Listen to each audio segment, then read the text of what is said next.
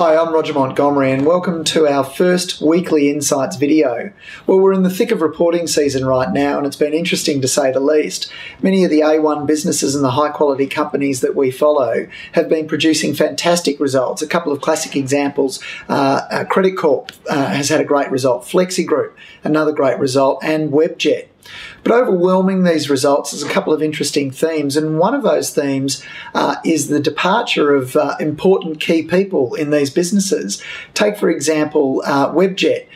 Richard Noon has departed, and that was admittedly announced in June, and he'll be leaving the company at the end of this reporting season, and he'll be replaced by Robert Turner. And Robert Turner was the CFO at Crown Limited, and it was mentioned today in the at the company briefing that he's gone from the front row of the Qantas flight to the back row of the cheapest flight available. So we like hearing that. We like companies that that understand that it's important they're working for shareholders and saving money.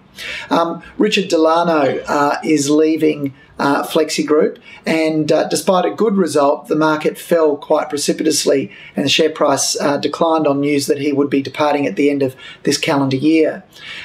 We think at the moment that there's a change in sentiment, and I'm sure you're aware of it.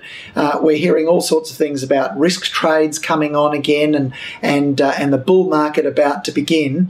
We're, of course, much more cautious about that, and we don't try and predict whether or not the market's going to go up or down. We believe that sentiment has shifted, but I'm not sure whether or not that's going to continue, and trying to predict that is almost impossible. What we can say is that the difficulties in China are only just emerging, and the difficulties in the finance system in China, thanks to banks lending money to companies that are now suffering from blowouts in receivables, for example, and an inability to collect on the generous credit terms that they've offered their customers, we know that that's going to feed back to the banking system and ultimately is going to cause some problems. Jim Chanos has said that the problems that China's facing in its financial system will make Greece and its problems look like a walk in the park. So that's it for this week's Insights. Next week we'll cover some specific companies, and if you've got a particular company you'd like to see covered by us on this video, then by all means click on leave a comment above this video.